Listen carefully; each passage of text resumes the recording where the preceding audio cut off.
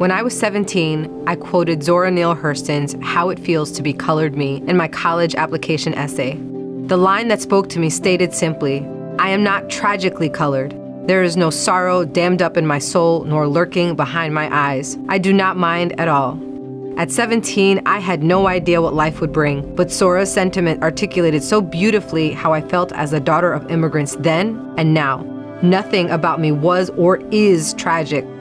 I am perfectly made. I can wax eloquent on complex legal issues in English while also belting Guayaquil de mis amores in Spanish. I can change a diaper with one hand and console a crying toddler with the other. I am a woman of color. I am a mom. I am a cisgender millennial who's been diagnosed with generalized anxiety disorder. I am intersectional, but my existence is not a box-checking exercise. I am a walking declaration, a woman whose inflection does not rise at the end of her sentences, suggesting that a question has been asked. I did not sneak into CIA. My employment was not and is not the result of a fluke or slip through the cracks. I earned my way in, and I earned my way up the ranks of this organization. I am educated, qualified, and competent, and sometimes I struggle. I struggle feeling like I could do more, be more to my two sons, and I struggle leaving the office when I feel there's so much more to do. I used to struggle with imposter syndrome, but at 36, I refuse to internalize misguided patriarchal ideas of what a woman can or should be. I am tired of feeling like I'm supposed to apologize for the space I occupy rather than intoxicate people with my effort, my brilliance. I am proud of me, full stop. My parents left everything they knew and loved to expose me to opportunities they never had. Because of them, I stand here today a proud first-generation Latina and officer at CIA. I am unapologetically me. I want you to be unapologetically you, whoever you are. Know your worth. Command your space. Mija, you're worth it.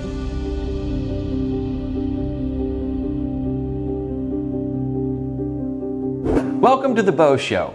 The video you just saw was an actual recruitment video by the CIA, showing a 36-year-old Latina who describes herself as a woman of color, intersectional, and a cisgender millennial.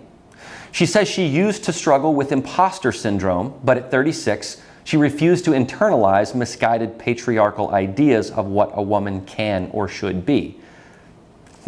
Okay, there's so much to unpack there. But when the CIA goes this woke, you know we have some real issues in our top agencies. And China is laughing at us as they train warriors and we train weaklings worried about their identity intersectionality. In response, I came up with a recruitment video as a rebuttal, or what I think the CIA should have done. Let me know what you think.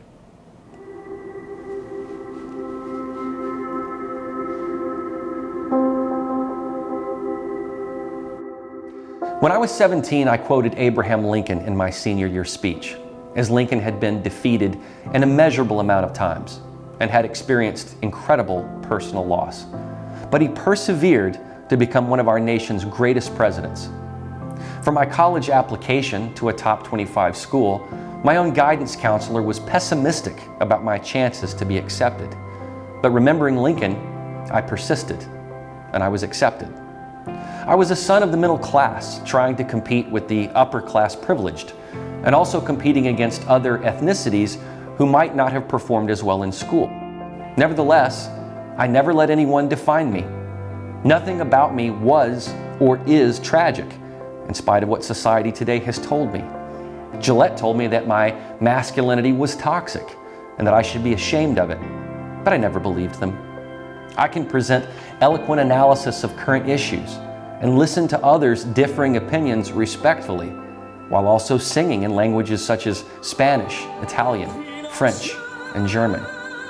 I have no children of my own yet, but I've been so pursuant to my career that I've sacrificed many personal relationships because I knew the dedication required.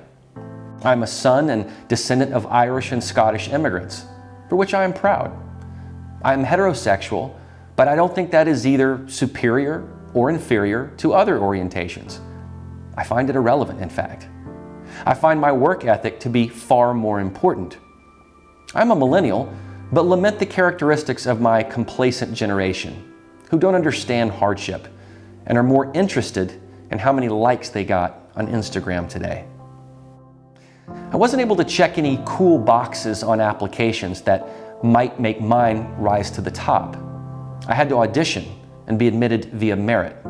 I am not intersectional, but I'm multisectional or multifaceted. I do not have my photo with John Brennan, and glad that I do not. I have earned every bit of success that I've had, but I feel no need to gloat about it, to friends or to the public. I'm a product of my own work.